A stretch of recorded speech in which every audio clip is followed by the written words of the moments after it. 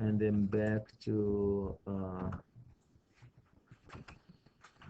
where's my, here you go, my picture number 1. Okay. So because of these two reasons, guys, somebody getting in touch with energized object number 1, or dropping something energized into the water, we have to regulate two things basically. Number 1, to avoid the possibility that you get in touch with something energized, we're going to move all the energized stuff away to a distance from the swimming pool.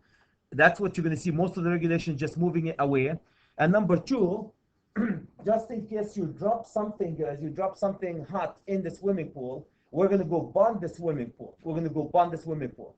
So 2 reasons for all these regulations, coming from 2 reasons. Number 1, to avoid somebody grabbing something hot here, we're going to move all these objects away far enough that you cannot grab something hot around the swimming pool while in the swimming pool. So that's what we're going to see the distances for the receptacles and all stuff came from. You don't want you to grab anything hot while in the swimming pool.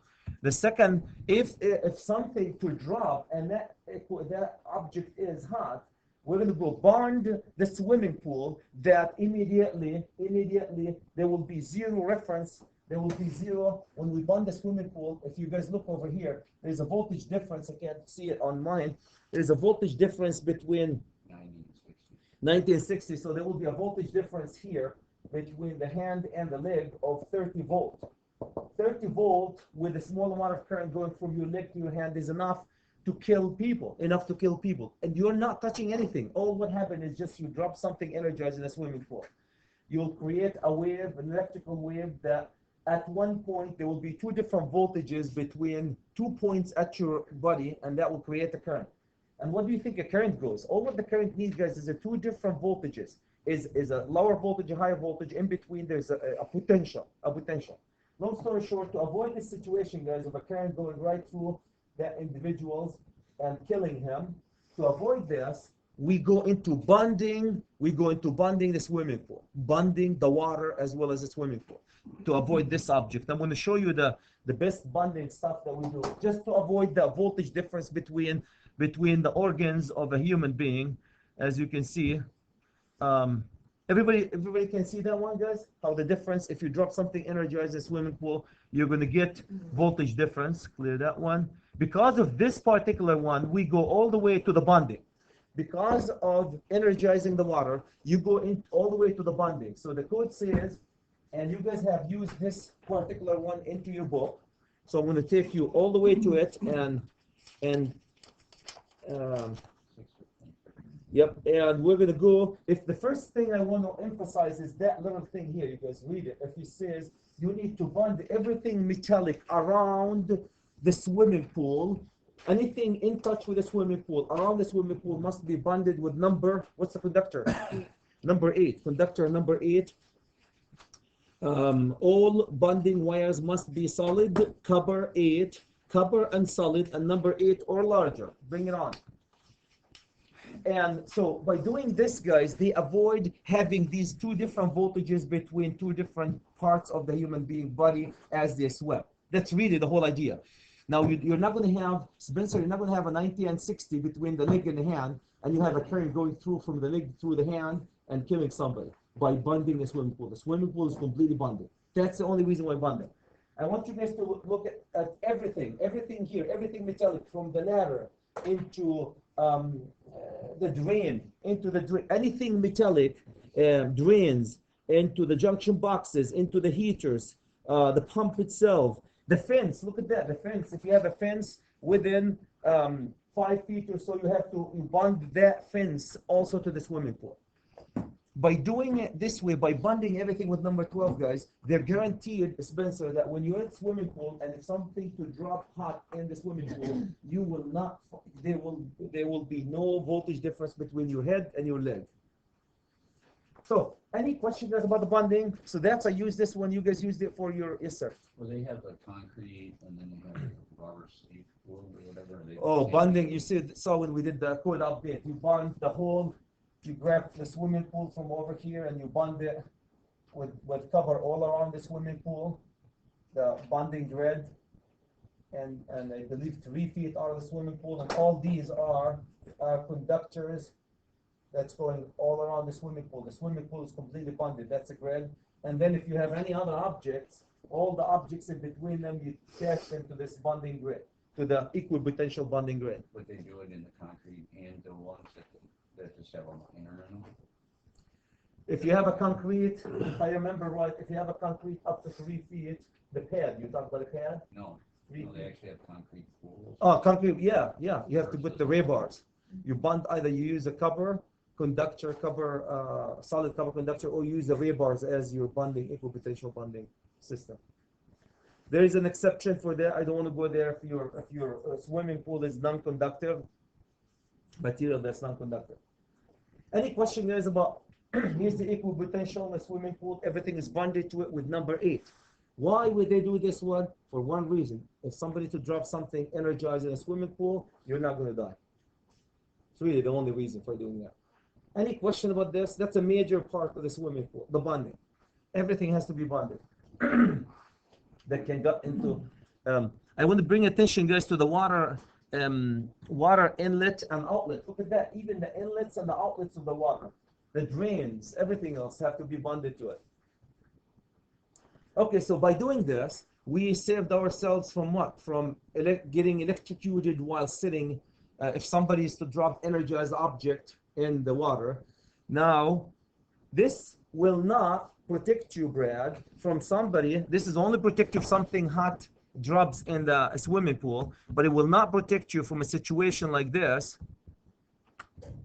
which is go back, all the way. If from you reaching and grabbing something energized,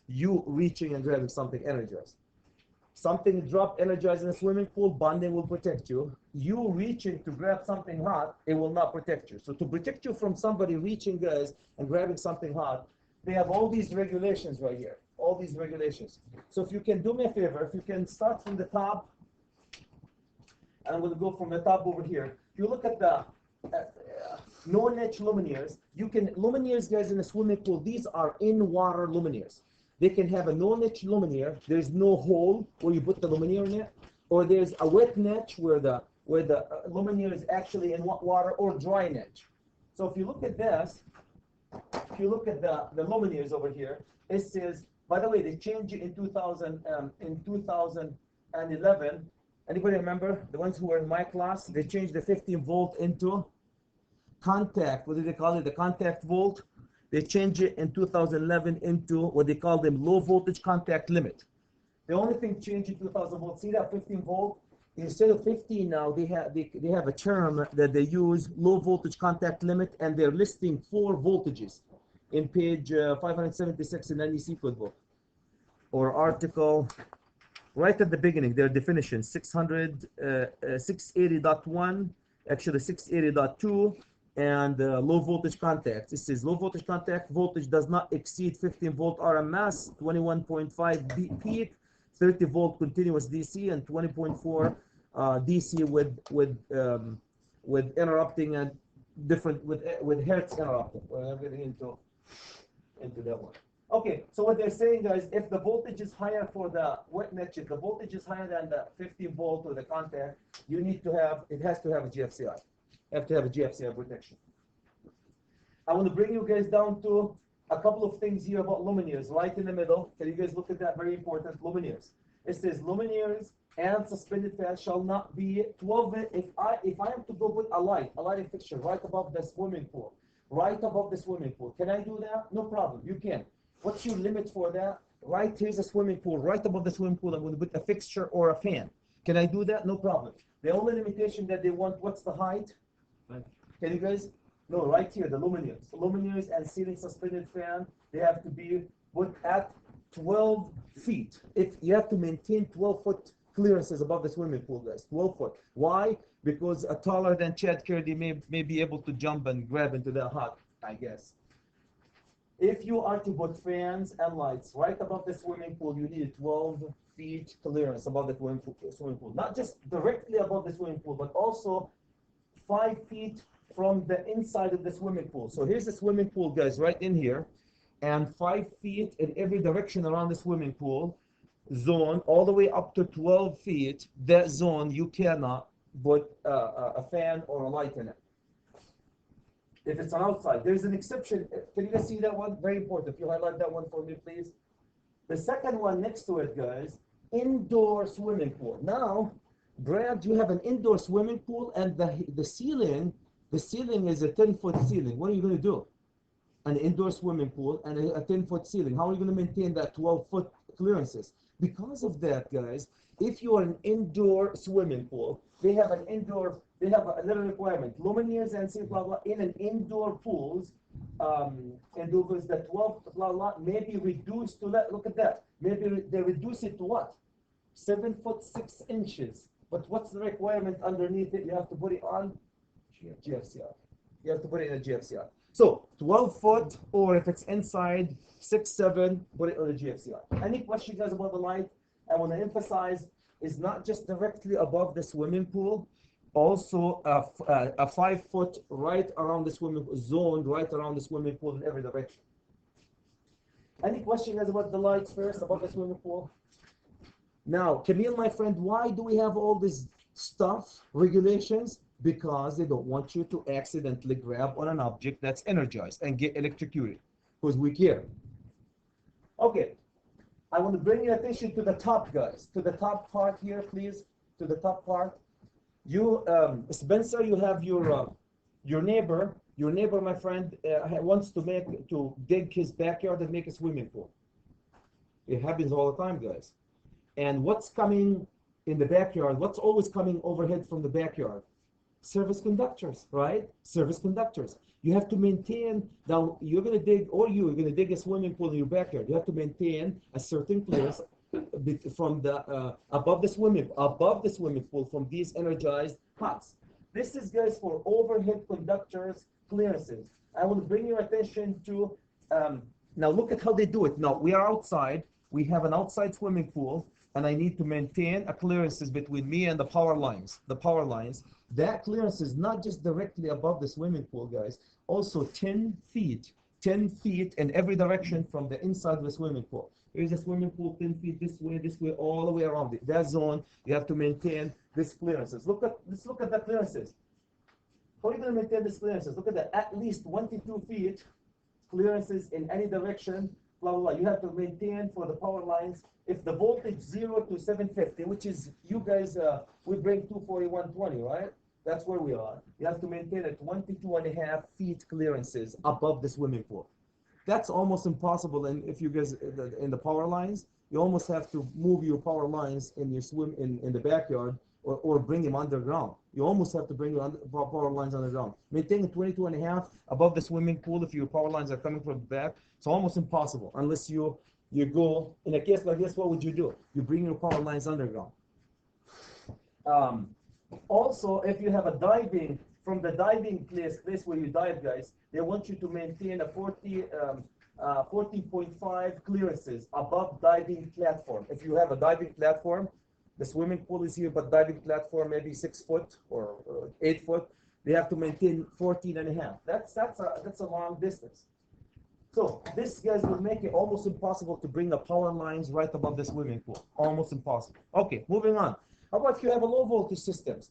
If you have a low voltage system, guys, they want you to maintain Cat5, telephone, radio, any cables coming low voltage to you. They want you to maintain, what's the length? What's the height? 10 foot. Any question, guys, about this? Any question about the clearances of overhead, low voltage, or power lines from the swimming pool? So we grabbed that one. We grabbed, any question about the lights? Any question? Now moving into luminaires. Luminaires installed 5 feet or higher in the shaded. Now, this is the 5 feet. If in this shaded area, guys, another 5 feet. Look at that right here. Can you guys see that? This little fixture, very interesting. This little fixture. Now I moved away 5 feet. I moved away 5 feet from the inside of the swimming pool. I put a fixture. I can't put a fixture here. It says luminaires installed 5 feet or higher. You can't do it except what do you need to do? GFCI. A GFCI installed if installed less than 5 feet above the maximum water level. So okay, shaded area need not have a GFCI. You don't have to have a GFCI if it's 5 or higher. If you 5 feet or higher in the shaded area, which is already 5 feet away from the swimming pool, guys. It's already 5 feet away from the swimming pool. This area. Anyway, so if you put it lower than 5 feet, they want you to put it in GFCI. More protection, more protection. But look at this area. We're talking about this area here, guys, right here. That's where you can put your luminaires and you put them in GFCI. Any question, guys, about this? If it's less than, it can be in that area and not be GFC. if it's higher than 5 feet, if it's 5 feet in this direction from the pool, so yeah, if it's on the ground, you can put it. It doesn't have to be GFCI protected there, right? Because it's 5 feet away from the pool. 5 feet It's away. 5 feet away from that direction. The luminaires 5 feet or higher in this. Okay, luminaires installed 5 feet or higher in this shaded area or higher, and need not have GFCI. 5 feet or higher, no GFCI. 5 feet lower than 5 feet in the shaded area, you need GFCI. Regardless of how far away it is from the pool. You can't put it smaller. You can't put it less than 5 feet anyway. You can't Right, put so it. if I'm You more can't put than- it in if this I'm more area. than 5 feet away from the pool in this direction, Yeah, and it's 12 inches off of the ground, GFCI. it has to be GFCI. GFCI. There's an exception though. If you guys look at the one underneath the existing luminaires, right underneath it, existing luminaires. For existing luminaires may be located less than 5 feet from the inside wall of the pool if it is at least 5 feet above the maximum water level and is rigidly attached to existing structure, GFCI is required. The only existing. So what they want to do, guys, they don't want you to put any fixture closer than 5 feet away from except for existing, from the swimming pool edge. If it's an existing one, then you have to rigidly connect it to what is the language? Located at least above the pool, okay, above the maximum level, and rigidly attached to the existing structure. Rigidly attached, not portable. Rigidly attached to the existing structure, and have to be GFCI protected. Exception existing. Any question, guys, about that lighting in the sides? Any side around the swimming pool. The second thing right underneath it, guys, I want you to go to the receptacles. Now we install the receptacle. Let's look at the receptacle. For receptacle, it says pools shall have at least, you have to have at least one receptacle, guys. 120, 15, and 20 amp receptacles located 6 feet, but not more than 20 feet. So you have to have a receptacle not closer than 6 feet, but not more than 20 feet from the inside of the swimming pool, this inside wall of the swimming pool. And this receptacle have to be, of course, GFCI. GFCI. Have to be GFCI. They changed this one in 2011, no changes. The receptacle shall be located not more than 6'6". They don't want you to put a receptacle 7'8", because that receptacle become inaccessible for people. They want a convenient receptacle. This is a convenient receptacle, 6 feet, 20 feet, right somewhere, and GFCI protected, and it has to be 6'6" or less. 6'6" or less. Any questions about that receptacle? Other receptacle shall be located at least 6 feet and it has to be GFCI protected. GFCI protected.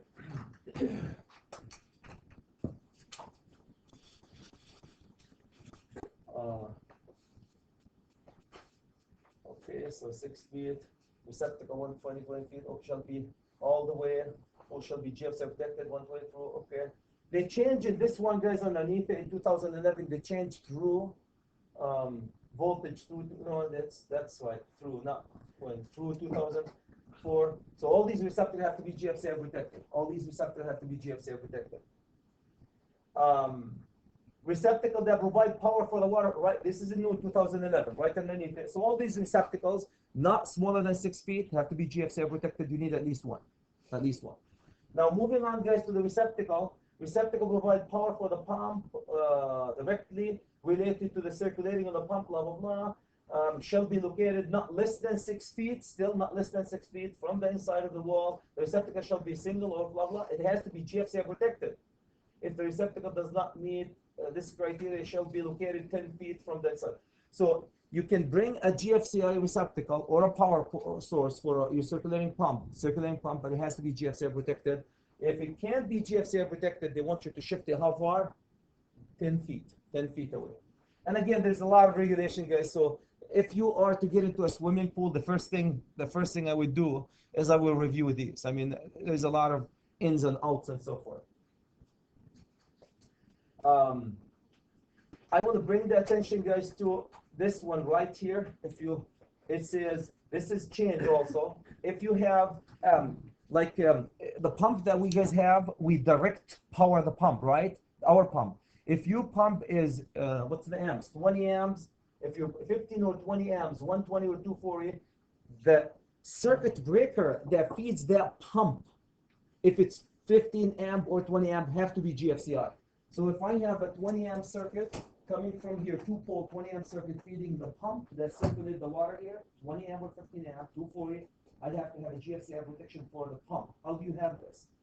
Either you have if it's a plugged-in GFCI 2-pole, or the easiest thing is to have a 2-pole 20 amp GFCI receptacle to protect it. That's also changed in 2008.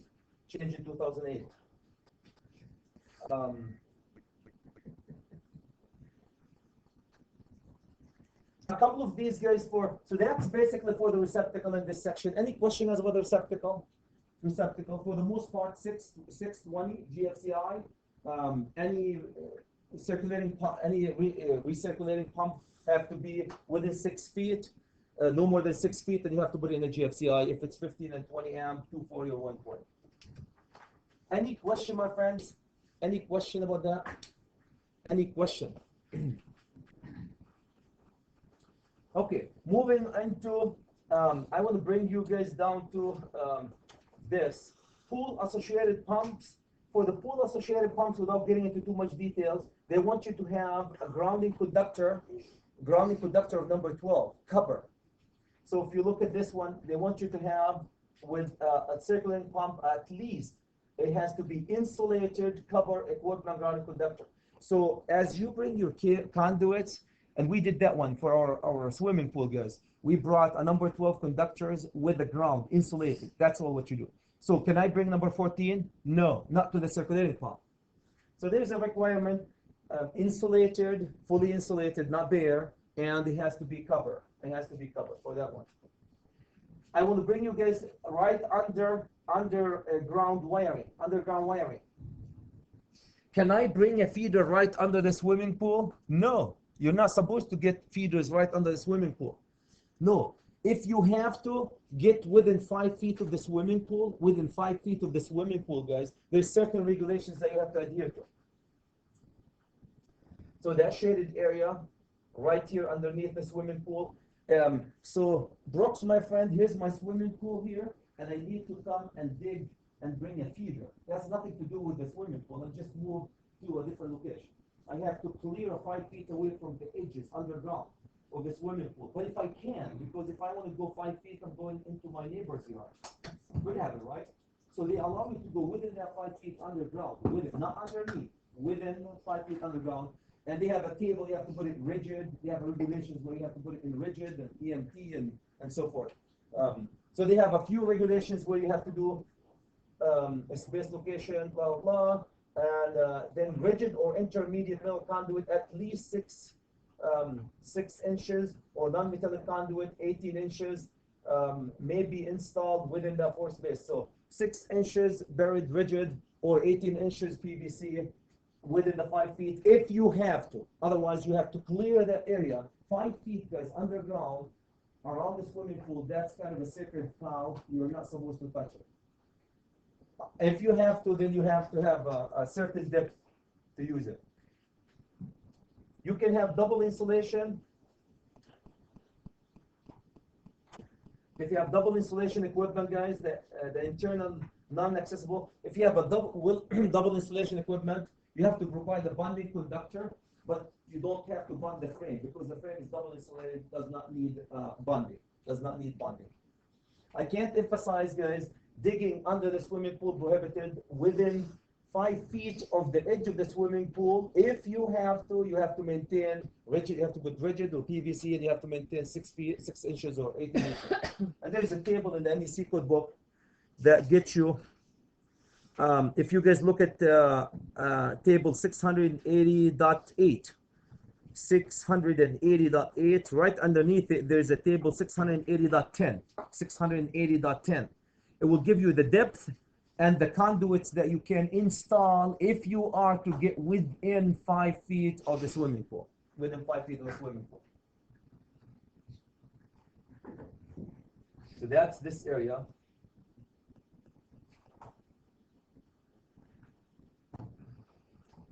There's a couple of things, guys, about okay, so that we got that one. So there's a dry niche. If you guys look at these two, these are 2 niches. One of them is dry niche, no water in it. The other one is wet niche, water in it. For a dry niche, the only thing I want to emphasize, and there's a few other things, if you have a dry niche fixture, you have to have a copper insulated equipment garment conductor number 12. So if you guys want to remember one thing, when you wire these equipments, always wire them with insulated copper number 12. A lot of these lights in the swimming pool and equipments and so forth, at least, of course, you can go number 4 out if you want to, but number 12 insulated for what? For equipment garment conductor will cover you for a lot of stuff. Moving into this area, if you guys go to this one, the wet niche luminaire, there's a few requirements for the wet niche luminaire. I want to emphasize a couple of things. The wet niche luminaire, guys, is you can open them underwater and you can maintain them. So they want you underwater, you open them and you change them, but they want you to have enough flex in the cable so you can move it all the way up, take it. So I opened it from here. Here's my fixture. I took it and put it all the way up here, and I start changing and fixing it. So they want you to do that. So if you look right here, flexible cord must be, you have to have a flexible cord. And look at the flexible cord requirement right at the bottom. You have to have at least 12 feet or long enough to reach the deck of the servicing. If you need 18 feet to reach the deck of the servicing, then it has to be 18, or at least 12 feet. 12 feet. So this is, I think this is important. The voltage above 1600 shall not. Another one very important, Brad, is this one, voltage higher than 150 to ground. They don't want you to use it. Can I use a 277 wet niche fixture? No, they don't want you to do. It's at least 120 for net wet niche. And the wet niche, guys, come with a transformer, isolating transformer. There's some requirement. If you look at right here, this transformer, isolating the voltage. Look at the voltage, transforming it 120 and down, bringing it down to 15 volt. This change in 2011, Mr. Bew, they change it into the contact voltage. What is it? Limited contact voltage, and they have multiple voltages other than 50. So these are few requirements, guys, about the wet niche swimming pool. There's a few requirements here about the J boxes, how far, how high. Look at this J box. If I need a J box, it has to be 4 inches minimum off the ground, 4 inches minimum of the ground. If I am to tie to it, they don't want you to get the water in it. And junction boxes, transformers, and GFC enclosure must be 4 inch, must be at least 4 feet from inside wall. So they want you to maintain. Look at that here. Can you guys see that one? They want you to maintain for J boxes and transformer 4 feet, 4 inches high and 4 feet horizontal. 4 inches high and 4 feet horizontal from the swimming pool. 4 feet from inside wall of the pool, unless separated by a solid fence. There's option if you can't maintain it, so they want you to have a solid fence in between you and the swimming pool. They don't want anybody, guys, to be able to grab and go into the J box or transformer. Yes, Brad? I'm just looking for your 12 feet. Yeah, I got it. See it? Yeah. Okay. Any question, guys? Any question about that? Again, there's a few regulations.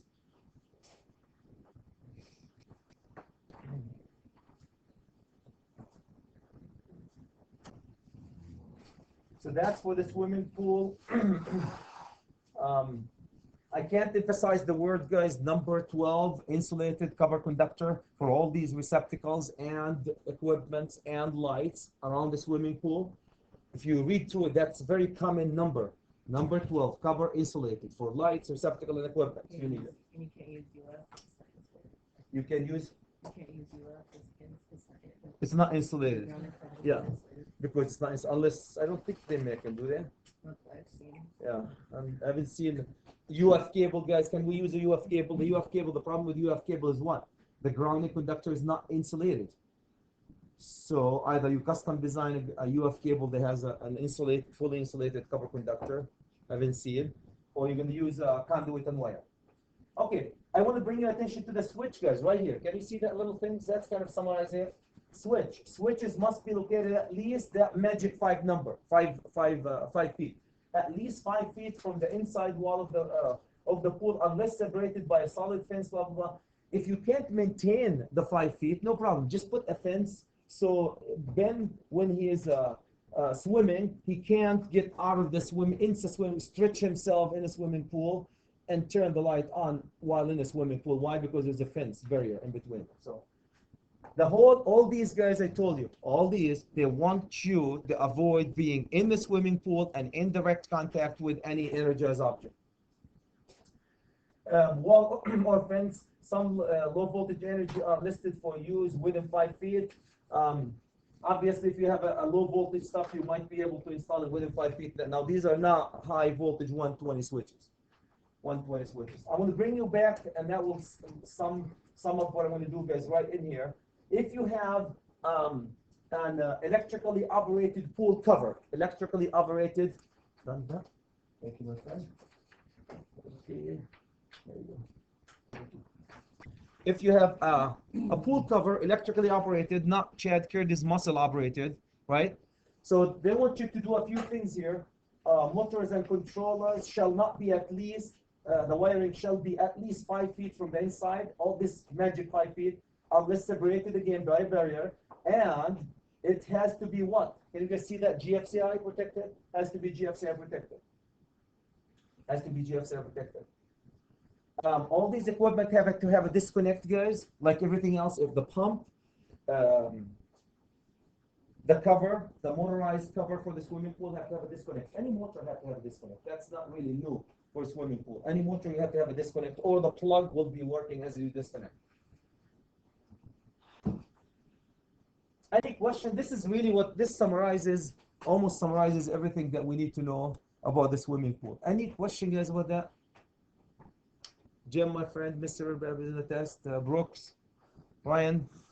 Any question, guys, about what I like about this one, guys? It's really a quick summary of what you need to know about rules for the swimming pool. Let me recap. There are 2 ways of protecting you in the swimming pool. Number 1, by this equipotential bonding around the swimming pool. Everything has to be bonded with number 8 cover. Does it have to be insulated? Did this say insulated? No, the bonding. And all the electrical equipment have to keep a clearance of almost, if I want to throw a number, almost 5 feet, give or take, 5 feet clearances around the electrical equipment, receptacles, light, so unless there is a barrier, to prevent somebody from grabbing into energized objects and get electrocuted. Any question, guys, about the swimming pool, my friends?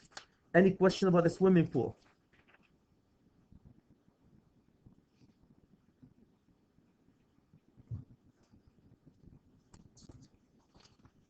Okay.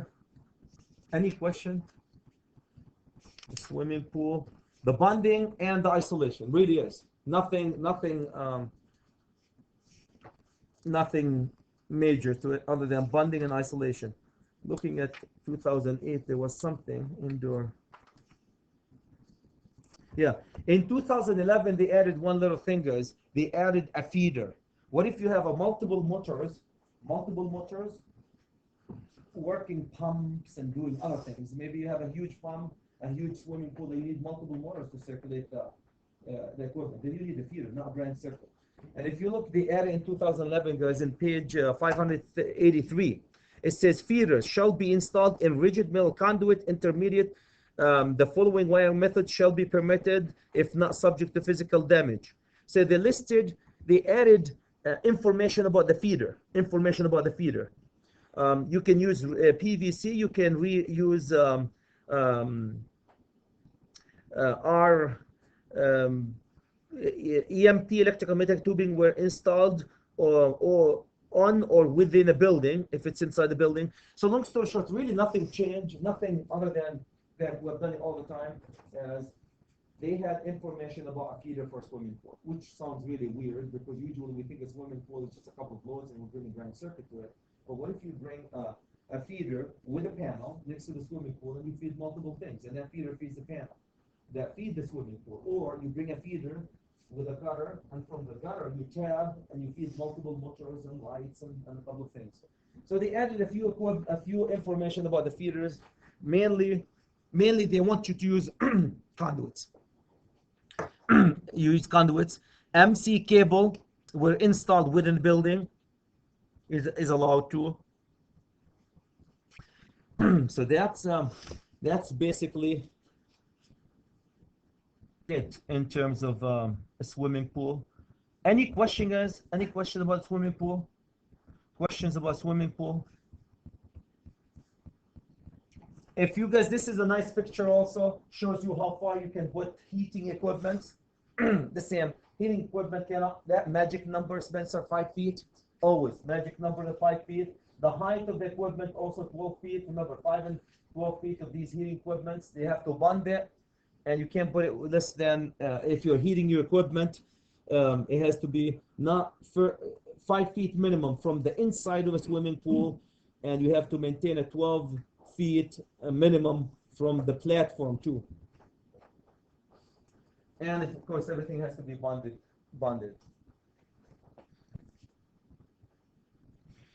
And that will show you guys the insulated grounding conductor that goes through all these systems. Insulated number 12. Remember we talked about the number 12 magic number, cover number 12 insulated, going all the way from the panel into the pump, into the light, into the wet niche, into the wet niche over here, from the wet niche all the way to the transformer, all the way back to the panel, fully insulated, and also for the pump, number 12. So showing you a few, excuse me, number 12 conductor, that magic, going all the way from the panel to feed lights, pumps, and so forth.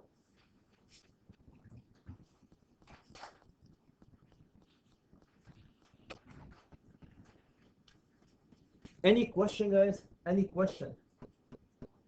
The reason why they do that, guys, because they don't want you to bring a EMT, Brad, here. I can bring an EMT and depend on my EMT to ground my motor and also my net. Had this been not a swimming pool, I can bring an EMT right in here. My EMT will be my equipment guard conductor right in here, my equipment guard conductor, and all these, if it's an EMT or rigid, all these, I don't need an equipment guard conductor at all. And the same thing for the motor, unless you use a flex here. So if you hardwire, if you're using an EMT all the way to the motor, you don't need an equipment guard conductor, except if it's a swimming pool, they want to make it sure that you have almost redundancy in equipment. You guys almost have redundancy. If this is an EMT, now we have 2 grounds, one insulated, one non-insulated. Redundancy of the ground, more protection. Well, my friends, we missed the coffee, man. And you too. Any question, guys, about that? Any question about the swimming pool?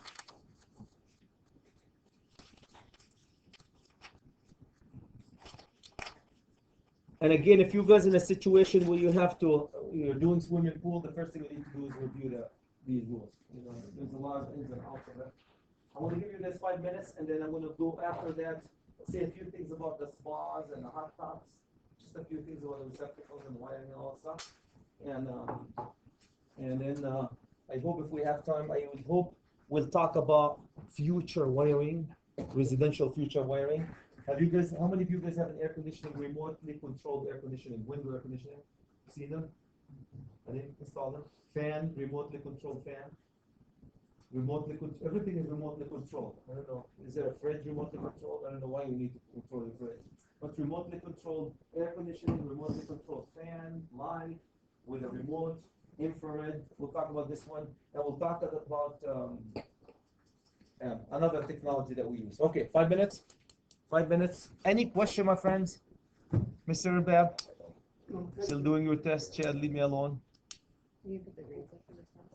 I did not grade the test yet. Sorry. It's up to what? There will be tonight. Were you? Yeah. Wait for it. Serious? He said 2, so Yeah. we should Yeah. stay up an hour later. I have to admit I was teaching last night, so I just got tired. Where were you teaching? I do apprenticeship Oh, on Tuesdays. Tuesdays are my apprenticeship training. And of course, because I can't review it today, so there's no pressure for me to finish them because of my 2 friends. So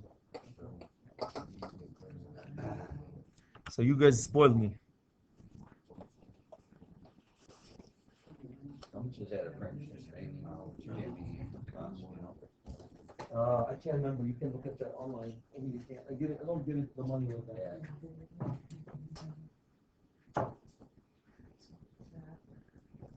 Is that new coffee?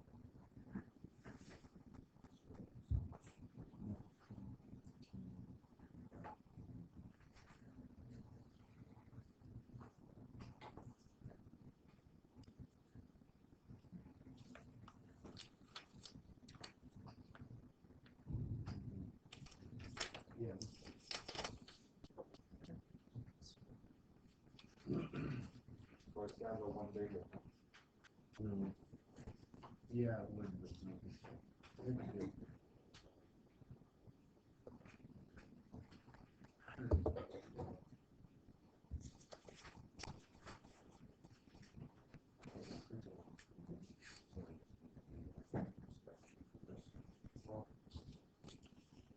you see the open chain, right? Maybe on different size way.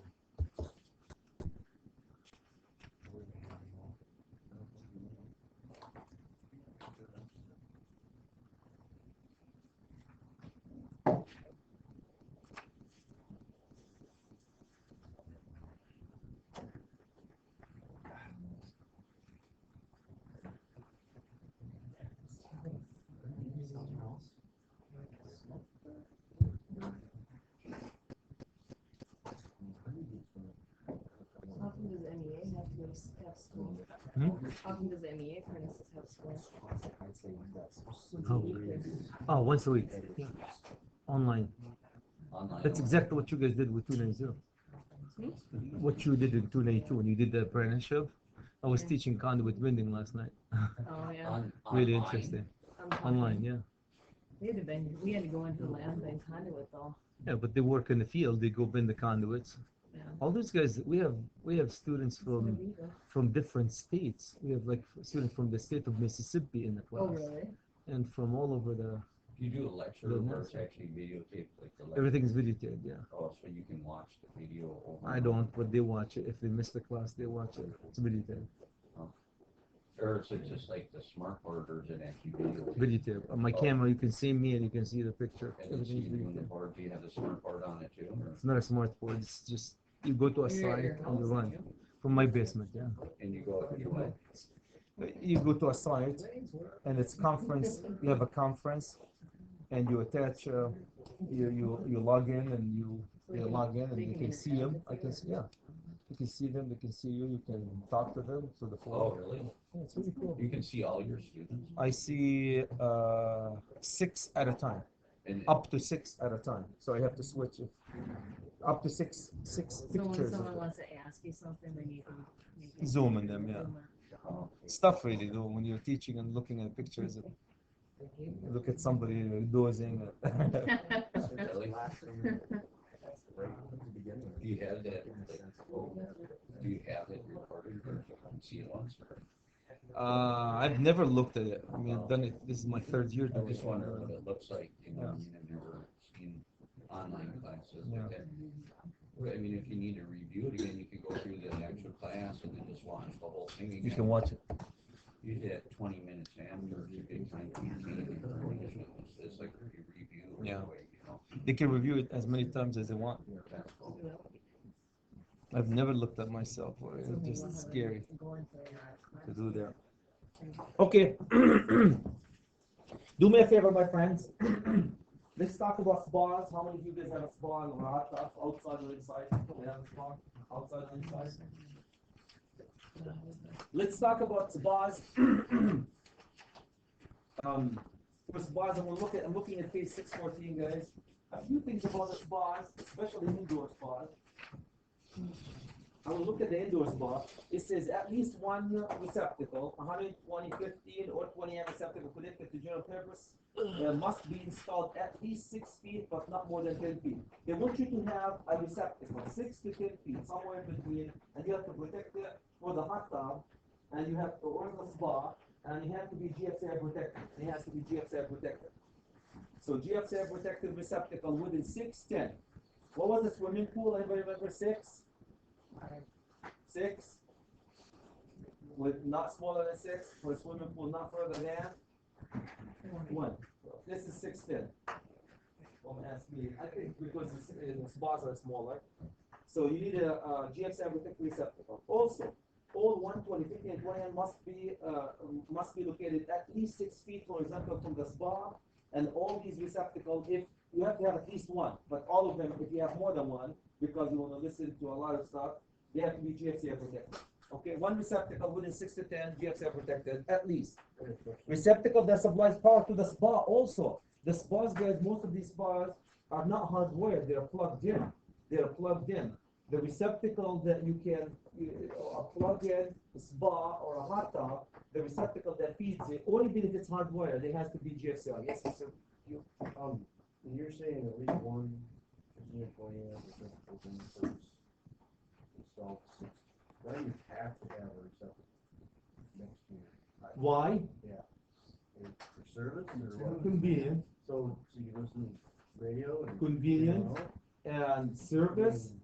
I mean, so they're saying you got, if you put a hot tub here, you have to have a receptacle. You have to have a receptacle. Well, that's just dumb. Because, I mean, it's just saying, I could see like if it says you need one because if your motor goes out, you gotta work on it, you can't do it. Yeah. They're saying. Well, that's part of it. If you have an equipment, if your hydro massage tub is not plugged in, hardwired, then you have to have a disconnect because Well, motor. in your. And to maintain your it. hot tub's bigger. If they're plugged in, they're considered portable. They're plugged in. You're Hardwired. because, well, they're 240, 50 amp GFCIs. Anything bigger than like a 2-person, the 3-person, the 5-person, they're big. The small ones like that plug in are considered portable because you can move them. You can drain the water and move it wherever you want. If they're bigger than that, it takes a crew of guys to do that. You might not say that right in your code. Yeah, so But it's, I wonder if it says if you're gonna portable. plug in, There's you're gonna have portable to afford spa. that big. I don't know if they say what part. I have to go look at the code and say portables what. I assume these are fixed. You set them in. I guess you can move them, but they're supposed to be fixed bars or hot tubs. If you have a portable one where you can drain it, take the whole thing out like portable, like Yeah, like storable. soft tubs. The code talk about storable swimming pool guys that we use them.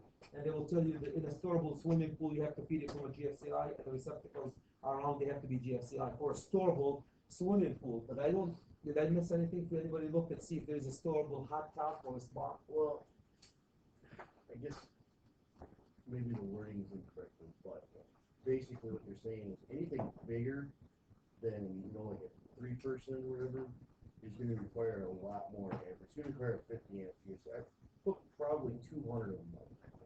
Okay. And anything bigger than just a little guy, a little one, is gonna be a Hardwired. hardwired GFCI. GFCI, yep. With a disconnect outside. Absolutely. Um, But that receptacle is convenient. Then Yeah, it becomes your that convenience. 120 volts convenient. I just think that code. Okay. Is You that know what, Mr. Buell, here's what I suggest. That code is written by smart people like you and everybody else in this I'll class. write 'em a I would letter, write tell them, them to write them a read it. letter, seriously. If you have a lot of experience with this, I don't have a whole lot of experience of installing them. I installed 2 of them in my life. If you have a lot of experience and you have a lot of stuff that you can contribute to it, that's why this is written by smart people. Great. Yeah, Send it really, them. send them, Send send them. And you can, and in return, you can get a lot of free stuff from NFB. Could that maybe because Equipment that is not easily moved from one place to another is considered stationary, not necessarily fixed. Stationary, not necessarily fixed. Where is that? It's in the code. Which, Page 558. it's in the code, the 680. 6.8. So that, these are for stationary, whatever that is. is that a receptacle cramming because they don't want people draining cords all over because they think they're gonna plug in their radio from somewhere else and drag a big cord across their slot. You can use it for anything. Yeah, but I wonder if that's feasible. Could be. Could be. So acceptable supplies power to the spa must be GFCI to receptacle. Luminaires, yes, look at the luminaires. If you have within 5 feet of the inside wall, not less than 12 feet above, if not GFCI protected, within 5 feet, here's a spa within 5 feet of the spa. So it says within 5 feet from the spa walls of the spa, not less than, if it's within 5 feet, you have to raise it all the way up to 12 feet. If not GFCI protected, from GFCI protected, they allow you to lower it to 7.6 with GFCI protected. If it's lower than 7.6 because your spa is right in your house and your ceiling is really low, no problem. It will be GFCI protected and you have to have it wet location, damp wet location fixture. Switches, wall switches must be kept the same thing like the swimming pool guys, 5 feet rigid horizontally from the inside of the pool. Bonding, you have to bond everything with number 8. You have to bond everything number 8, everything within 5 feet of the spot. Even the ones who were in my class, guys, 2011, now they want the window sill in a swimming pool. The window sill. If the window sill is within 5 feet, they want you to bond the window sill, the frame of the door. Everything metallic within a swimming pool. The swimming pool within 5 feet of the swimming pool, you have to bond it. So interesting. I wonder your whole house because it has nails. Huh? The house, bond the house. Like it. So for the spa, guys, a zone of 5 feet around the spa, any metallic object within that 5 feet, you have to bond it with number 8. With number 8. Hydro massage bathtubs. The same thing, it has to have GFCI 125 single phase receptacle that are located within 6 feet horizontal from the inside wall of a hydro massage tub must be GFCI. Within 6 feet of the hydro massage tub, not 5 feet, any receptacle has to be GFCI. Everything the same thing for the hydro massage tub, guys, have to be GFCI protected. So they have a few things about the hydro massage tub other than the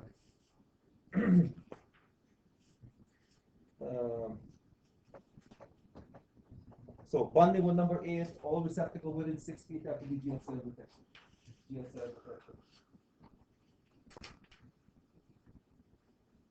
Okay, any question, guys? Any question? That's basically it. for the spas, especially the spas, the switch guys, 5 feet maintaining it. GFCI receptacle, one at least for the spas. All the GFCI within 5 to 10 feet have to be, all the receptacle within 5 to 10 feet have to be GFCI protected. The pump that's going to the spa or the hydro massage tub itself have to be GFCI protected. GFCI protected.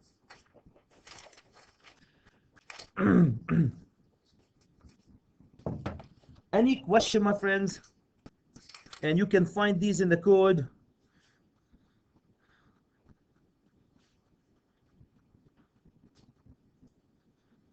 In 2008, guys, they added number 8 or larger solid cover conductors. In 2008, for hydro massage tubs, if you have a receptacle, they added, the ones who were in my class, they said if you have a receptacle, they want the receptacle to face the cover. As you open the cover to maintain it, they want you to see the face of the receptacle. So it will be like this, not sideways. So it seems it's a big deal, and it has to be within, what is it, 2 feet? Yeah, they have to be within a foot. Thank you, within a foot. So they don't want you. I open the hydro massage tub cover. My receptacle has to be within 1 foot, and it has to be facing me as I open the cover, not going the other way. For those of you who maintain, if anybody who maintain them, guys, it makes a lot of sense because they don't want people to struggle to try to maintain these receptacles and fix them and so forth. Any question about hydro massage tub and swimming pool? Any questions, my friends? Brooks, my friend? Wired a few of them. Anybody wired you wired them? Anybody else got wired? Anything you want to share with us? No? Yeah, they're just basically all you use the GFCI. on the frame where they Bondwood frame number it 8. in, and then they drop the tub in, and it's just GFCI control. Plugged into GFCI 20 amp. Yeah, I forgot to mention, guys, the pumps for the hydro massage tub and the spas have to be a dedicated circuit, depending on the size. Usually 20 amp, unless it's like one of these big ones, then you have to size it. They are dedicated circuit, meaning you can't just steal the circuit from right here and say, well, why can't we feed another receptacle and plug in a hydro massage tub or a spa from them? They want you to have a dedicated circuit. Makes sense. And then you have to have 2 separate. No, most of the hydro massage stuff don't, but we do. Yeah. Don't they have the heat and all this stuff is part of the listed equipment and all in one, the circulating and the heat? It could be, yeah. I'm not. Just for the motor. Yeah. For the blower, and then one for the heater. Okay. Usually, they might 2 different circuits. It's been a few years, but so now they probably got it Yeah. self-contained all the stuff. That's what I always think, but I'm not saying. Yeah, I mean, sure.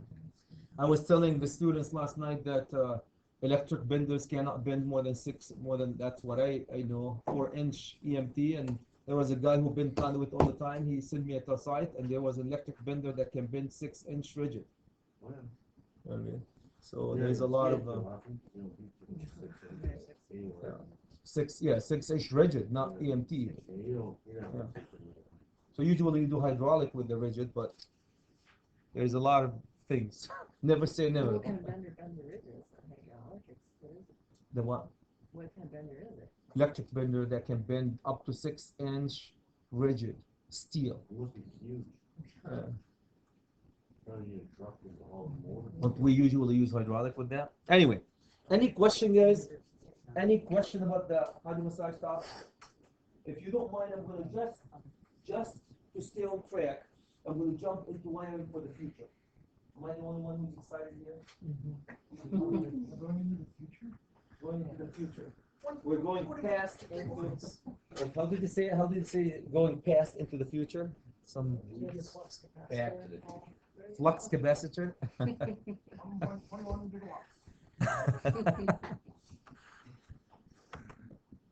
Okay. Do me a favor, my friends. I still have some friends. I don't know how many of you guys I want to keep after you finish here. You're gonna keep. How many of you are gonna stay, my friends, after we finish? Do me a favor, guys.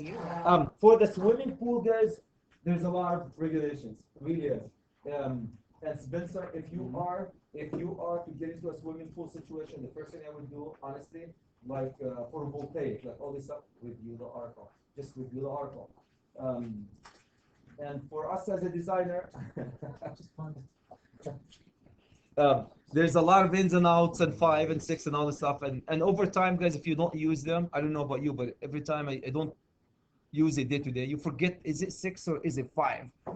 Big deal. You know where to find them. You have a nice, what I suggest, please keep this one, guys. Really nice. I've never seen a nicer sheet set put together for a swimming pool better than this. Really nice. Just at one glance, it gives you a lot of information. So that's the only thing I want to see. The next one I want to do, guys, is wiring for the future. That's chapter 31. Wiring for the future, chapter 31. Chapter 31.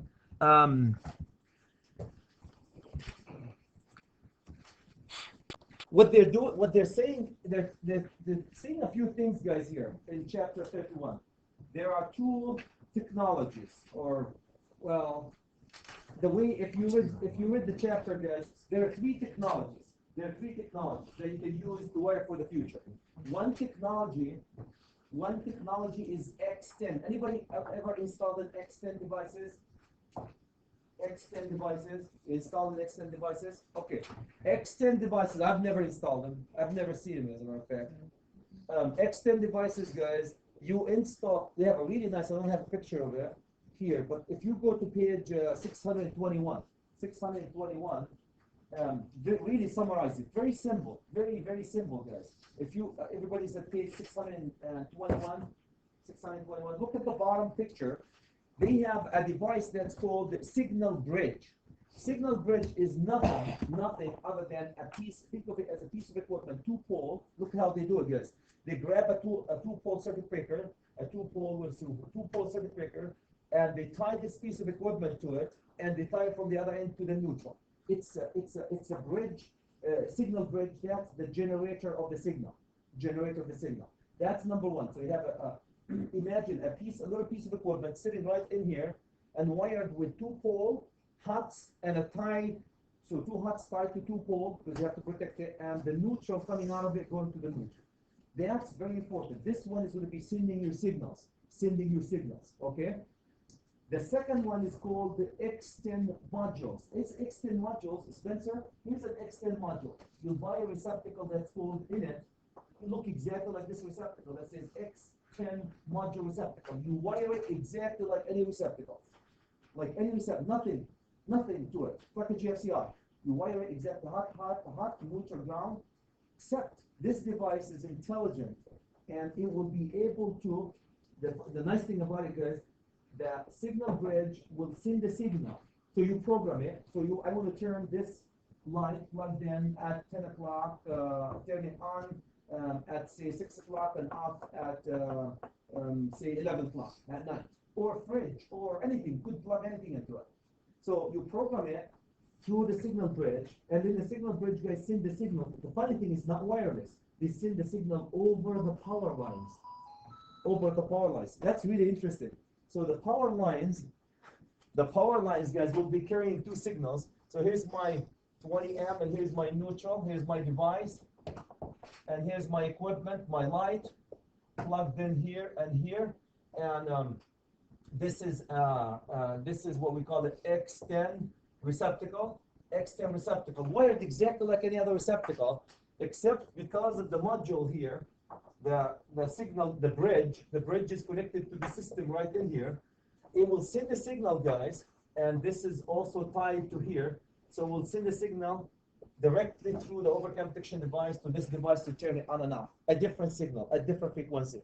So the wire will be carrying two frequencies. One frequency will be the 60 hertz that we're familiar with, and the other frequency, I don't know what the frequency that they use. Let's just throw a 32 kilohertz signal. So, and that's okay, no problem. Utilities guys use them all the time. On the transmission line, Brad, they send the signal on the transmission line. They send the signal from here all the way to anywhere in the continental United States over the power lines. The signal, the utilities use these highways to transmit the power, which is number one. Number two, to signal, so they can control all the relays, all the reclosures. If they want to switch the city of Minneapolis to a different feeder, they send the signal on the transmission line, not wireless.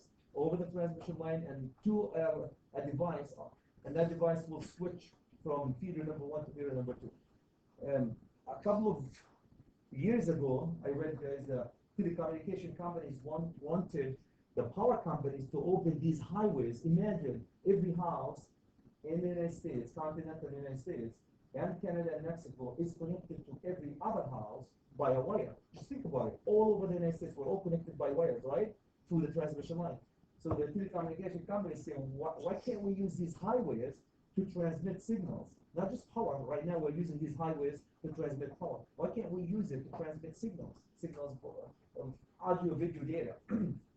But the utilities don't like that, guys, because of the reliability of, you start transmitting signals, other signals like voice and data and so on over the transmission line, it will interfere with the operation of the transmission lines and distribution and screw up their system. So, but the utilities use them all the time. This is a technology coming in the utilities. So they send a signal over the power line. Nothing. There's no wire between them. And they turn this device on and off. That's what they do. They turn it on, off. They dim it. If it's a dimmer, if it's an air conditioning, guys, you're going to turn your plug-in air conditioning in the window. You're going to turn it at a certain time on and off. No problem. You program it and you turn it on and off. Yes, sir. You hear the term smart grid get thrown around a bit, right? But that's not what we're referring No, to. no. The smart grid is they can That's control strictly power loads. utilization. Yeah. It's almost the same technology. They send the signal wireless. I think they're wireless for the smart grid. And they can control, you give them full control over your panel, and they can turn certain loads on and off in your building. Not turn it off, turn them on.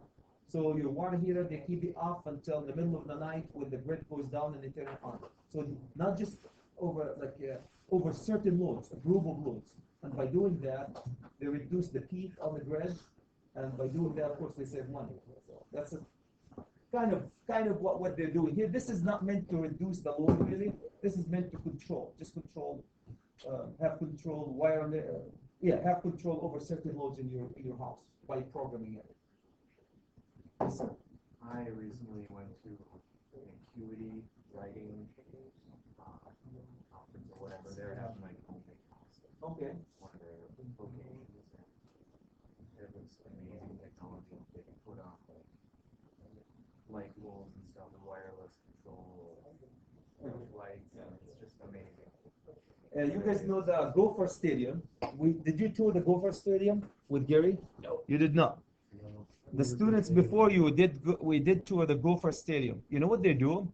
They have the wire, the lights in the stadium are internet connected. So they have the power coming to the light, and they have a Cat5 cable coming to it, and it senses the signal. Of course, they're sensing the bulb. When the bulb gets close to dying, it will send a signal, and there is a company in Iowa monitoring all the lights right directly from Iowa, and they send maintenance people to maintain them before they're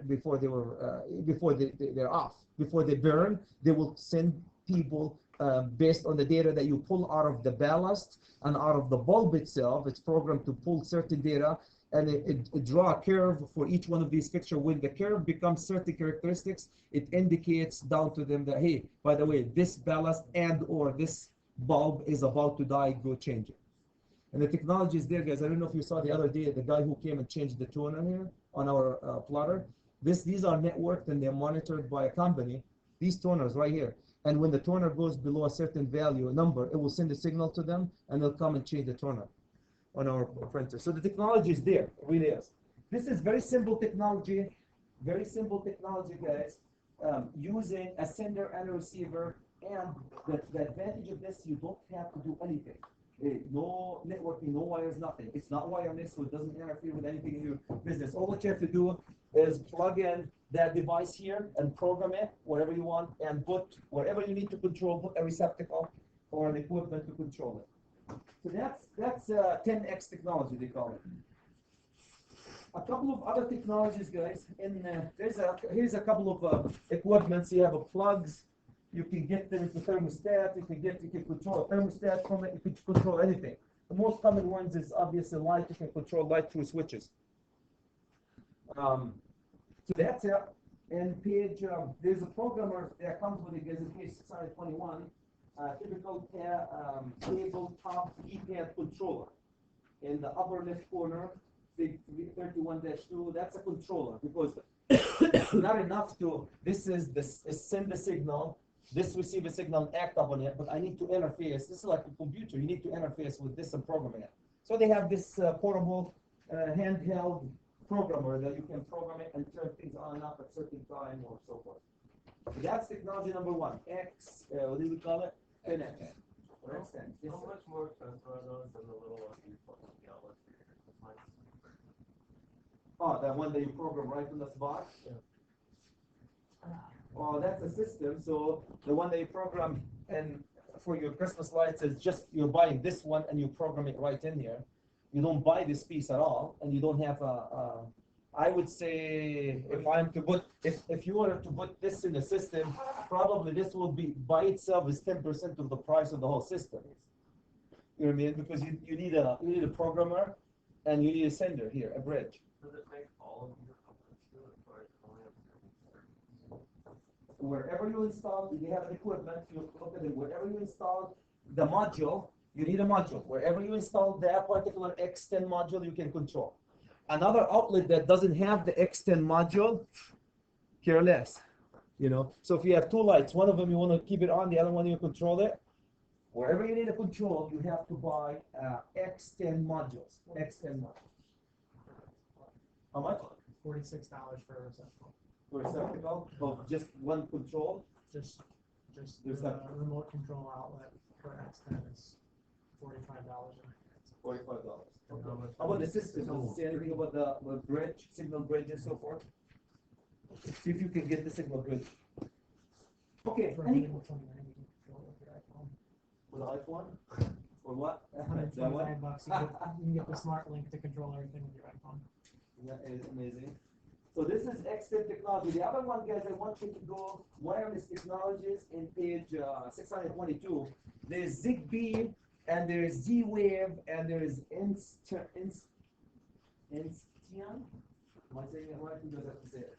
Insteon, ZigBee, and Z-Wave. These are wireless radio frequency technologies. Wireless radio frequency technologies where you can plug modules and you can work. You can control them through these frequencies. So it's the same thing, guys, except these are fake. These are wireless. These are wireless side equipment. Wireless communication. So you have a device, you buy this device like Brad said, you go buy this device and then you have the sender, the receiver, and you can program it and it talks to it wirelessly, wherever you ever install it. The technology is there. I installed a few of these guys. So if you have a light like here and you don't have a switch receptacle, a switch hot to it, what would you do to control a light that doesn't have a switch hot? You can have a full chain, but that's you don't want to do that. So what they do right now, they have a little device that can install it in a fixture. You bring the hot and neutral to the device, out of it, hot and neutral to the fixture, and that device, and then you interface the device with a low voltage switch powered by a couple of batteries. I can't remember what the two batteries, maybe a 3 volt or 6 volt batteries or 9 volt batteries, right? Remotely located, just battery operated. Switch, and you turn the switch from here and the light will go on. Wireless connection between a remotely located battery powered switch and the receiver which will be located inside the lighting fixture powered by 120. So technology, my point is that technology is unreal. So these other technologies, guys, are wireless. Wireless. You can use equipment, you buy a device, and you can use this equipment to do it. We're all familiar with the infrared, guys, too. The infrared remote control. A lot of them right now have remote control. A lot of equipment have remote control with infrared. What's the disadvantage of infrared over radio frequency? One disadvantage. Line of sight. You have to be within line of sight to turn things on and off, if that's an issue. Like your remote control with TV, it bounces off the walls, but you have to be within line of sight to install it. So these are other technologies. All these ZigBee, guys, technologies, you buy the ZigBee system, the ZigBee devices, senders, programmer, plug them everywhere, and you can control air conditioning, you can control anything. The last technology is the structured residential wiring. Structured residential wiring, guys, that's a whole different animal where you actually wire the whole house, wire it with Cat5 and coaxial cable and fiber optics. You wire this one for signals, guys, to give you signals out of video or data, and also you can wire it to get signals out of your equipment. You know, you can wire your fridge and you can send signal to your fridge. You know, you can microwave, you can wire the microwave, and you can send the signal from your phone line, Brad, and you put your food in the microwave, and before you go home, you turn your microwave on through that wireless network. So the possibility is endless, it really is. Anybody ever seen any of these homes where everything from the fridge into the microwave into the light, all wired, or part of it is wireless, so you can talk to all these equipment. This possibility is there. If you use a wired system, guys, to pick information from devices, in page 624, I have, you all guys heard about Cat 1 through all the way to Cat 7. And you wonder sometimes what do they mean by the cats. I thought this is a really nice explanation of the cats. The cats says category 1 through 7 as it's about two things, about sending data, voice, audio, and how fast you can send it. So if you look, for example, at category 1, it's a 4-pair non-twisted cable. Category 2, usually 4-pair with slight twist to each pair, so no shield. Okay for audio and low speed data. Category 3, 16 megahertz speed. Now we did look at higher speeds. Now we're getting to the highways. Category 4, we went to 20. Category 5, 100 mega. Now not only we can send data, audio, video, and data, but we can send it fast. We're getting to the highways. And category 5E, look at category 5E, guys. You can send 350 megahertz. The speed of the data transmission. And all the way to category 6 is 4 twisted pair data network up to 250 megahertz. 4 pair to minimize the interference between pairs. So, and all the way to 7. 7 is, I don't know if they have category 7 in the market. But you can go all the way to 750 megahertz transmission. Now, if you want higher than that in terms of transmission, Eric, what do? Coaxial cable is awesome. Can get you, or the best and the brightest in the transmission of data in terms of highways, not right now, is what? Fiber optics. Fiber optics.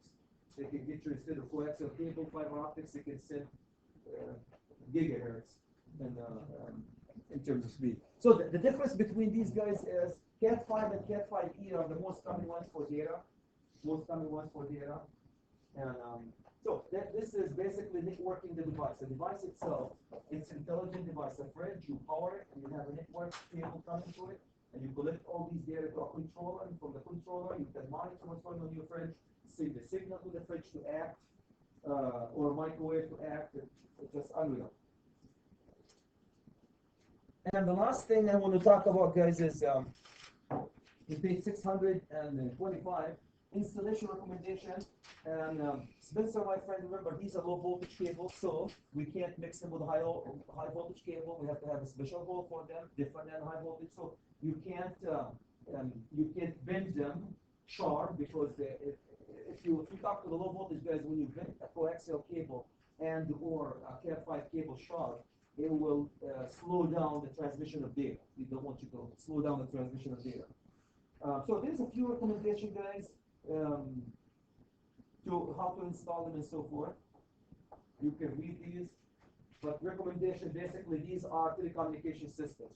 The major part of it is keep them isolated completely from the high voltage. Really, that's a major part of the safety part. They are also recommending, Brad, if you're wiring a house or wiring especially a house, recommendations to have 2 conduit PVC goes from the basement all the way to the attic. Recommendation. And the idea behind this is, in the future, you can pull cables from your basement where the power and the low voltage source is, all the way to the attic, or from the attic you can go to your house. So recommendation, if you're wiring a new house, is to have 2 conduits, 2-inch each, PVC, directly from the basement all the way to the attic.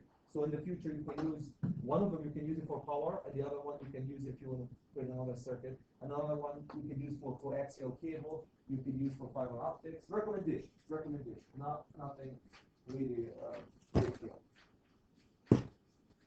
So that's basically it. And terminology, guys, if you're not familiar with the low voltage terminology in page 626, I thought that was like, you hear about RG, radio grade for receptacle, RG45 and so forth. RG11, 6-pin jack, RG45, 8-pin jack, and so forth.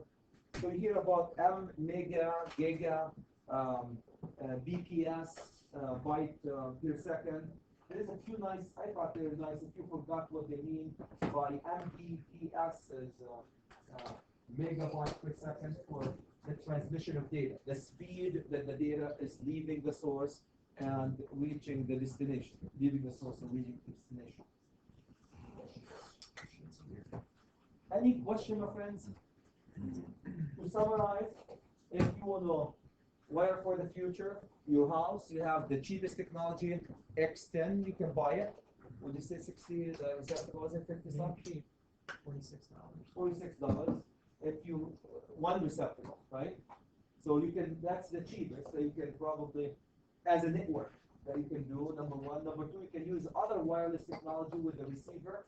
The wireless technology, guys, could be plugged in and talk to certain devices through a switch, or you still have to have a module to talk to the power.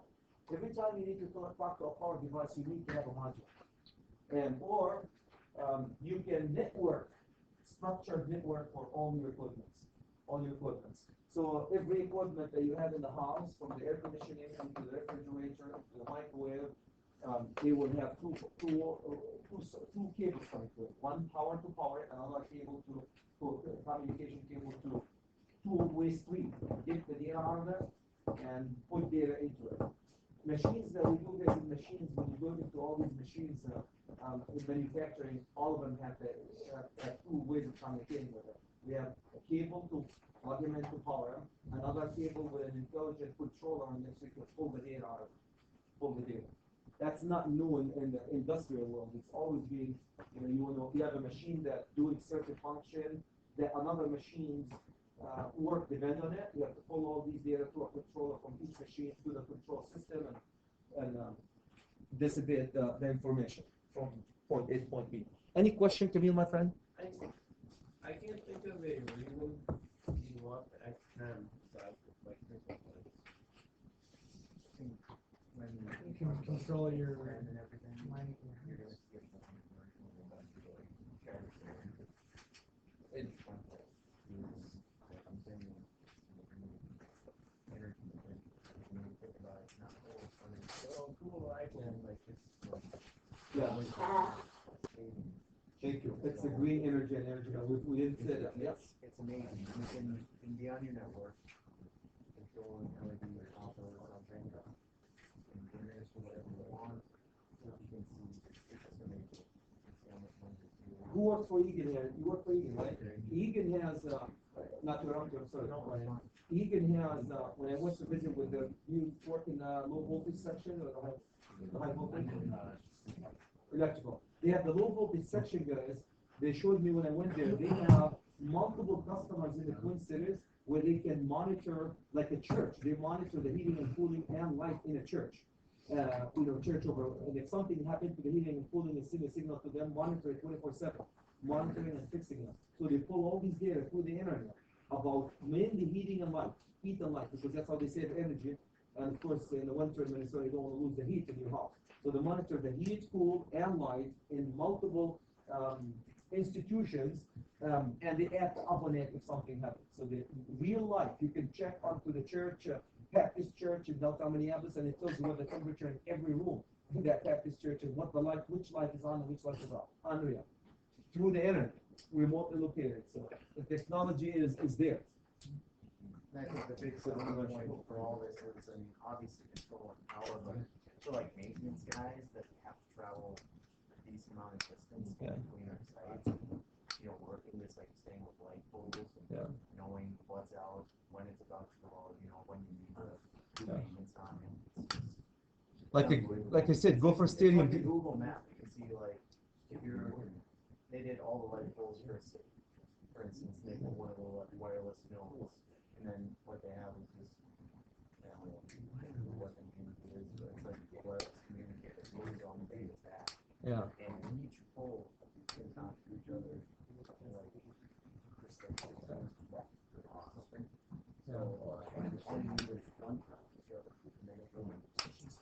Connection. So the possibility, as I said, is endless, guys. So, any question about wiring for the future?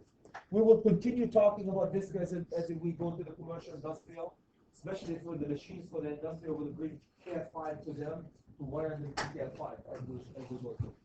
That's all I have. Any questions? Any question for Chad? That will leave us with one chapter, guys, left to go over, which I will do it tomorrow. Overcurrent protection device. The chapter that talks about overcurrent protection device, the fuses and circuit breakers. I will go over it tomorrow as well as review the test. You guys don't mind, and then we'll be done with lecture for this quarter. Are you gonna miss Chad yelling and yakking? Yes, just for my feelings. No?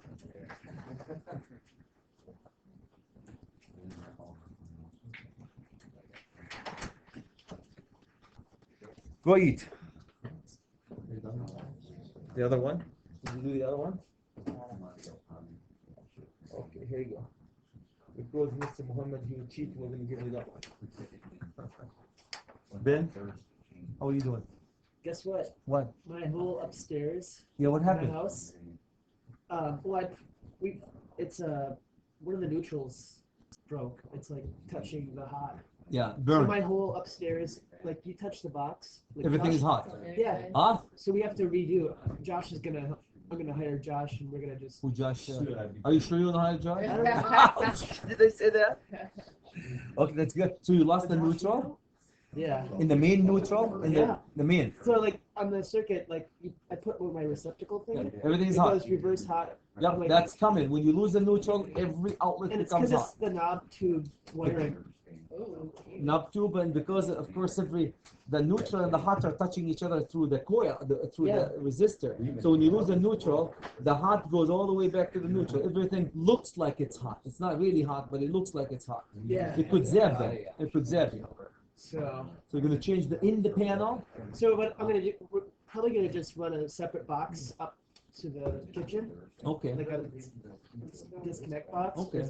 like a panel. Okay. So then when we have rather than someone living up there, like a roommate. That's good. That's awesome. You guys will do.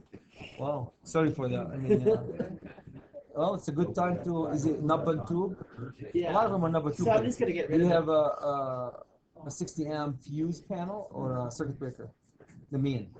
The main Are they fuses or circuit breakers? You know? circuit breaker. Circuit breaker, okay. I was so ticked off. Yeah, I'm sorry. I mean, But it'll be a good learning experience for me. I think it's good. And I'm never gonna be able to nutrition. No.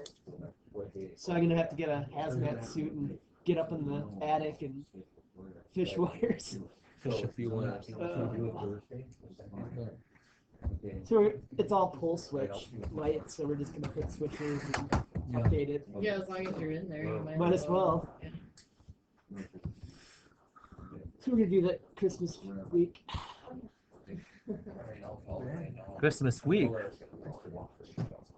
Yeah, come on over. Wow.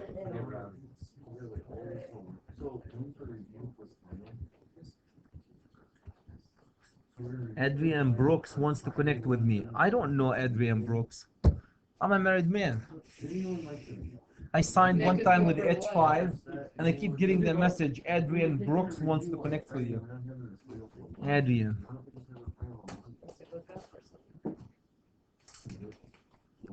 Where was that when I was single?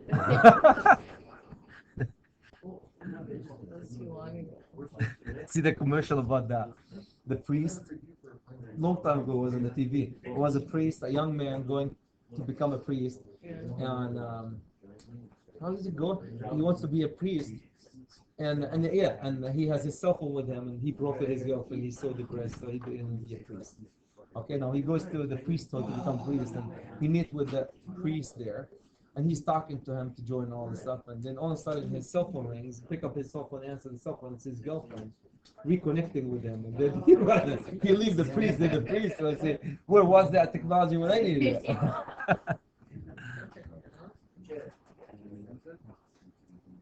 Yes, sir. I was just talking to some guys here, we were wondering, we were doing on Friday for our final. Why are we waiting all the way till Wednesday to take us?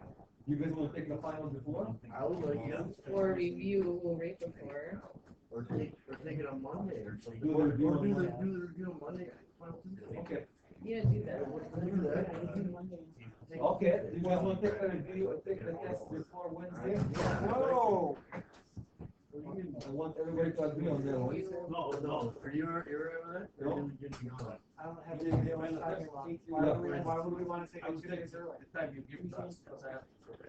You have to go We can prepare it early, we can, we can review on Monday, we can final on Wednesday, Tuesday. And then- What I was thinking is these days, Monday, Tuesday, we have a lot of things to wrap up the project, you need to put the projects together, I mean, it's not. And I will give you the review for the calc on Friday, give you over the weekend, go over, if you, my plan is not to go over the calc on the board, unless you want me to go over certain things. I copied it, yeah, give you over, yeah, I will give it to you on Friday either way, to go over it, and then on Monday, if you say, Chad, I didn't know, by the way, the calc is gonna be only, the calc final is gonna be calc only, no estimating. So that's good news, right? So the estimating is not gonna be in the final.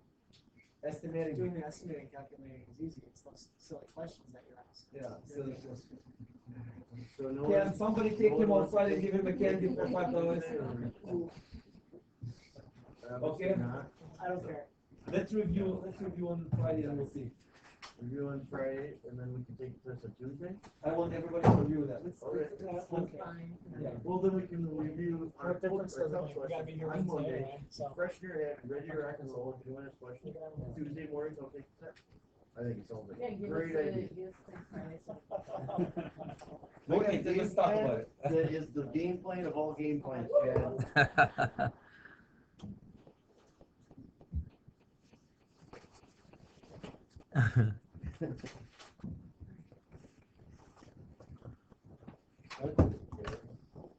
My husband brought me home this book.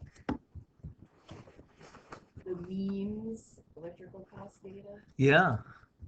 2005. Yeah, absolutely. That's good. I have a few of them in my office too.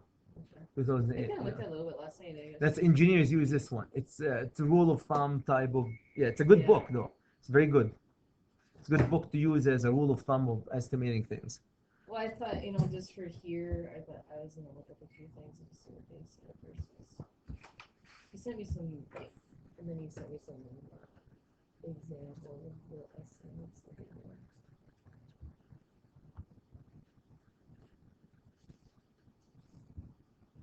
So engineers would mostly use this, not contractors per se, or I'm sorry. engineers mostly would use this? not Engineers more. contractors would? It's a good. It gives you a good idea because it gives you a good idea. It really is. But electrical contractors use their own softwares Mhm. because the labor and everything else. But what the engineers use with this one, it gives them an idea how much would it cost the building to build it. Just a rough idea. Yeah. So it's really good for getting a rough idea. Opinion of probable construction cost. Yes, that's what they yes. call it. Opinion of probable construction Yeah. cost. Opinion. Nobody wants to. Versus the contractor will say we will do it. Yeah. You know what I mean? We commit to this price. That's the difference with estimating electrical contractor. When they put $2 million for this building, they are committing to doing it within $2. If an opinion, if I give you an opinion, it could change Yeah. to 50 plus or minus. Well, that's what he says they call this, then they're not liable, Yes. liable for the price. Yes. What do you say? Opinion of probable? Opinion of probable construction costs. Because I'll otherwise, give you- this is a little, I don't know, he just sent me examples, like, that's the spreadsheet they use. for yeah. A good one in his old place. Yeah, absolutely. So they take the cables and they, yeah, foot per foot from that book. It's pretty, yeah, and then I think you put on there prices are based on 2005 needs cost data. But again, they're not sending it for a bid. Yeah, it's just a. That's when you work just to for give the Parson. customer- For Parson, what they do is they are up to date with the cover company. They update their, right on the spot. They update their stuff. I suppose by putting this on here too, the customer knows that it's based off this and it might not be.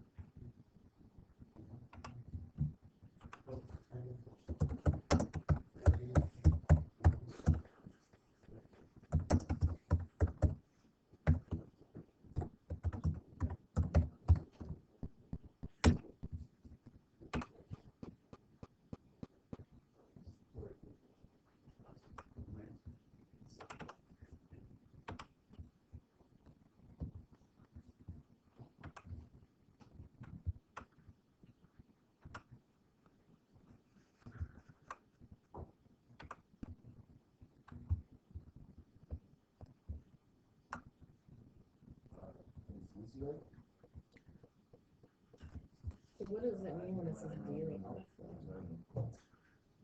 What does that mean? Let me see. This is crew, daily output, labor hours. What does that mean? So they have This is daily output. aluminum pole 8 foot 10 feet. They have daily output 4, labor 2 hours. Does that mean how many install they it. put in a day? Probably, or what is daily output? I don't know. This is unit is each. The cost, material, labor, equipment, total, and total including all O&B, profit and overhead. So all OB is overhead and profit.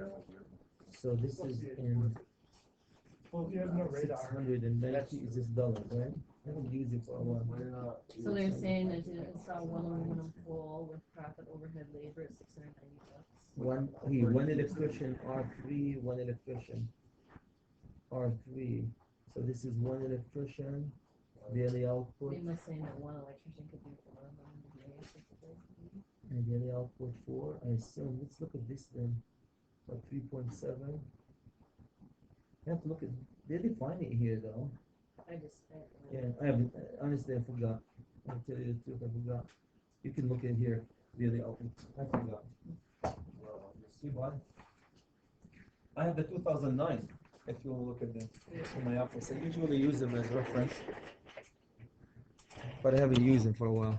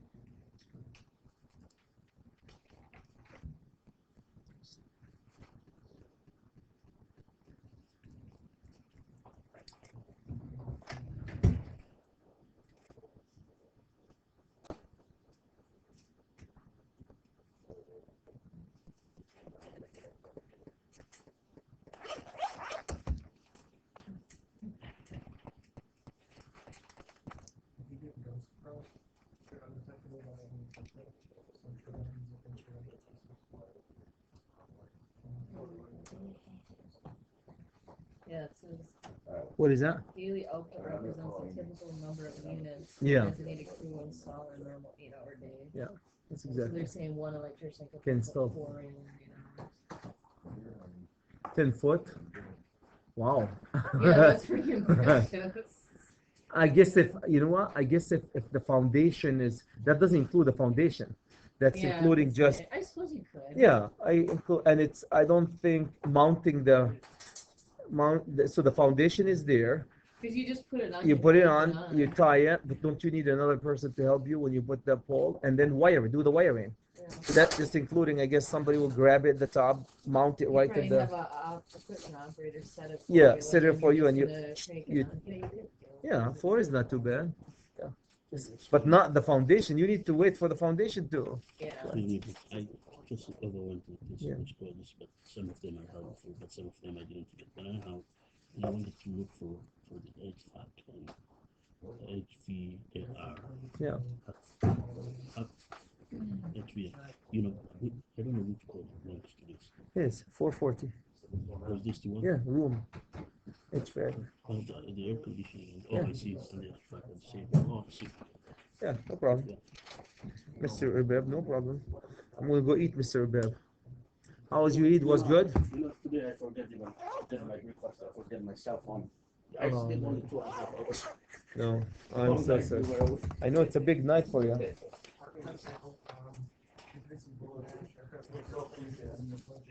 My brother always asks for money around the Eid. That's why I know it's Eid. For money, why would it be? They think we're rich Americans. Everybody thinks that Americans are rich. So, Or you supposed to give your family money and then well, I used to give my mom and dad permitted certain allowance because they sent me to college. They did a really good job. I mean, they made me an engineer. They paid for that. And then they passed away, and then my brother is not financially is not doing good, and that money was part of my budget at home, so I was able to kind of really live without it. yeah. And being a huggy feely guy, a Democrat, like to share with people, and you live what you reach, right? So I thought, why not? So I keep doing the same thing with after my mom and dad died, for his kids, helping my brother. Yeah, I don't mind that. The only thing I hate is he smokes, and I'm sorry, but if you smoke, you have to smoke your own money, not my money. That's what I hate. Yeah. When you give your own money to go for smoking, I'm sorry, I don't like that. Don't feel bad for you. That's like what I was talking about the deal with my brother yesterday about changing on his service. It's not, you know,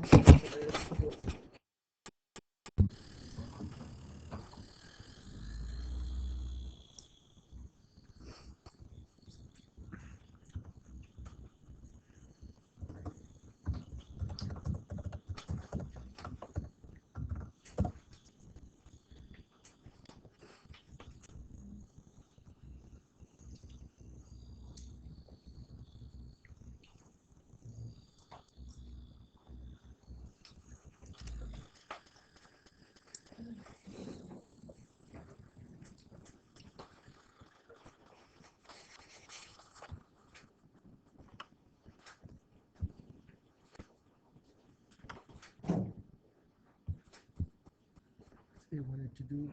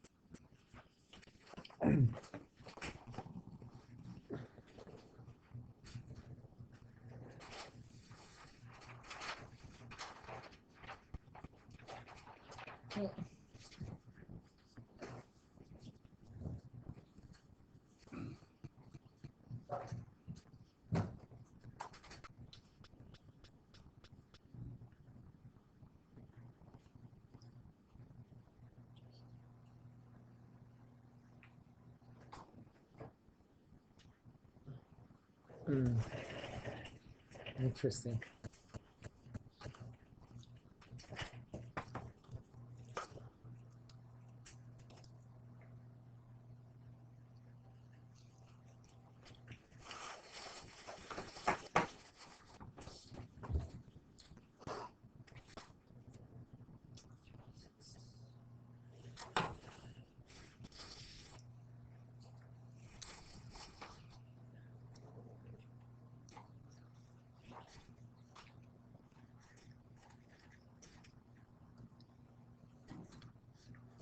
EJ, next year, you and I will start another diet.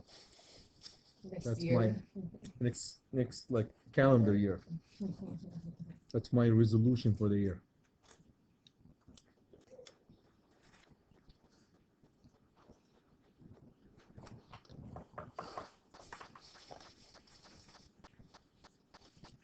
Holly, did you do a swimming pools?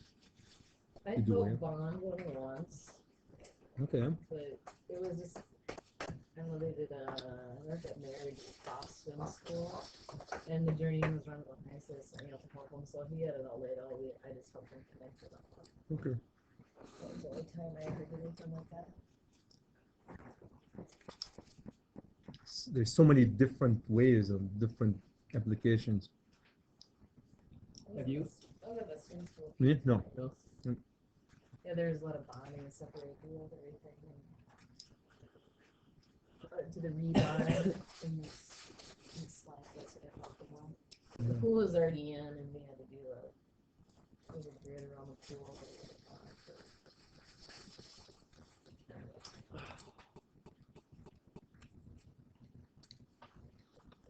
And we had to go, what was that for?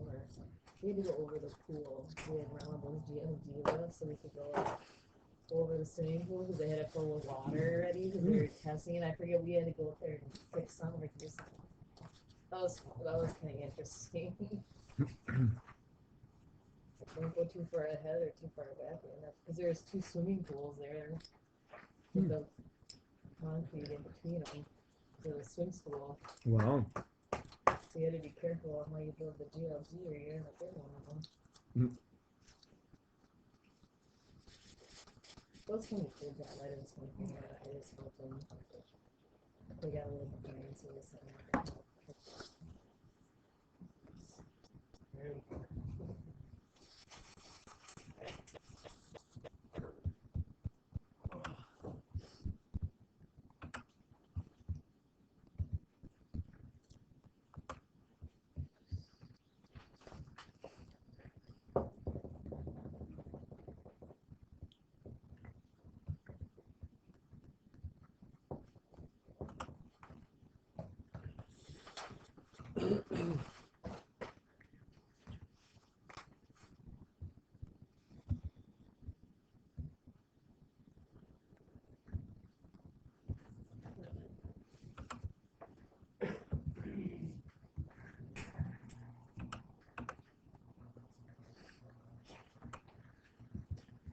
they put our presentations on the calendar for the house. Did they? Yeah. Today? When did they? And it says November 30th, East County Presidential Project Presentation. Oh, I didn't see that. What when It's did? on the weekly, it's on the DC Weekly. It's not the Observer. Is that the Observer? Oh, it says DC Weekly. And the title is DC Weekly Withdrawal Deadline. Okay. Let me see. Actually, they sent it yesterday afternoon.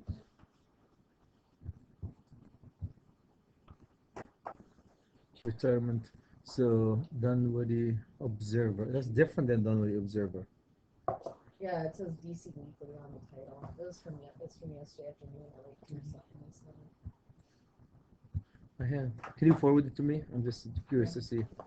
It's different than the one I'm looking at. Does it have a picture? A couple of pictures? No, that's a different one. That's what I'm saying. Why don't we get these? We don't get Be interesting. theirs.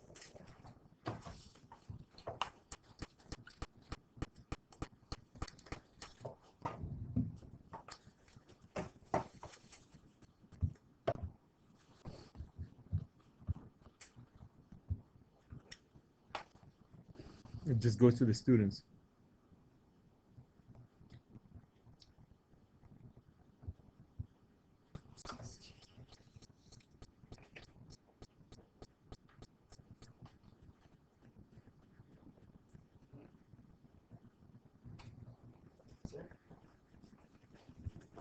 No, we don't did that one.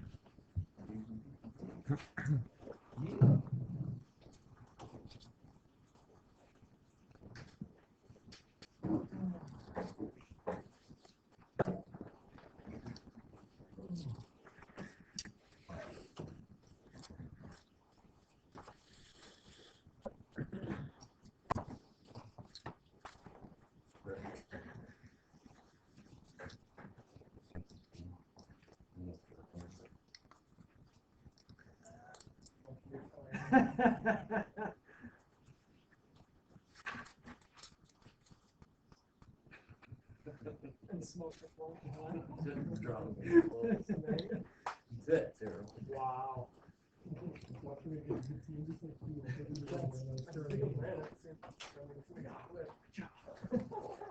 That's so awesome.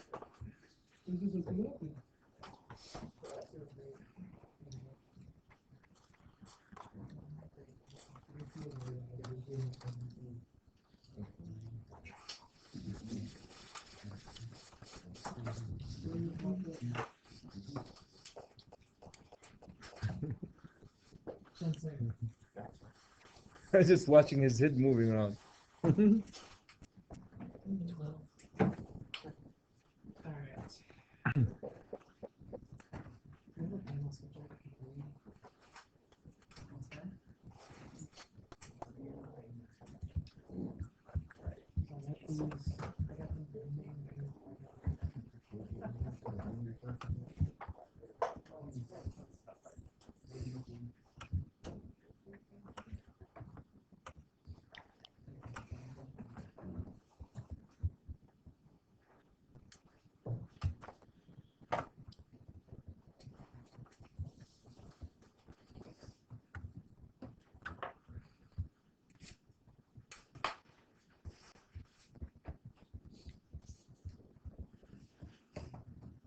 Buddy, Would you advise this doing it this way? give me 1 second. I want to move the alignment to one location here. So I'm like measuring like circuit P1 or C1. Is that takeoff? Yeah, That's do for my the takeoff. Okay. And then so 46 is without doing the home run. Okay. So then You know what, Ben? At this time, if I were you, just measure them all, including the home run, and just plug them in and let's link them. It really is. Okay. Instead, because that will take a lot of time to measure first the fixture, and then, if I were you, go to the number 14. All the circuits number 14, which is the lighting, all the lighting circuit and small lighting circuits and could be receptacles. Measure them, including the home run, and put them as a lump sum number 14 conductor, Yeah. and then we'll carry them through. Well, this is with the home run. 65. Okay. Okay, so you're itemizing it. Like, Your point is that it'll be. I think it will be faster, but if you want to use this, so what you're doing is you're going, so what is P1, C1? This is That's circuit 1. circuit 1, panel 1, and you're going to go to circuit 2, circuit 3, circuit 4. Yeah. Oh boy, that will take you Yeah. a while. All right. Well, I mean, I have Because to measure them anyway, don't I? but you're going to plug all these numbers. Well, I'm not gonna. I'm gonna have to get these numbers anyway, right? Okay, okay. Or do I So not? as you measure, you plug it in and it calculates it. Okay, that could be. So you measure right here, you plug it in, measure, plug, and then it calculates it. So this is all gonna be 14.2 or whatever. Yeah, okay. That's just one way of itemizing it. Yeah. So you go to circuit number 3 right now, or 35, right? Yeah. And measure it. Why don't you include the home runs with Yeah, it? it's all included, the home run. Perfect. Okay. And in the end, this will be, all this will be for number Panel one. 14. Yeah, 14. How about number 12? There's going to be another one for number 12, right? Yep. Because I take it that circuit number 8 and circuit number 9 and 10, and each one of these circuits are number 14. Yeah. If they're different, then you have to identify that. You Yep, can't end I do. together, right? Yep. Okay. No, good. Yeah. Good. Any question for Chad, my friends? Anybody has any question for Chad?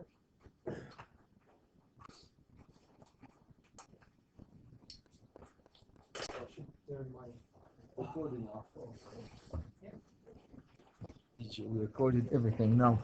We were gossiping about you and everything is recorded.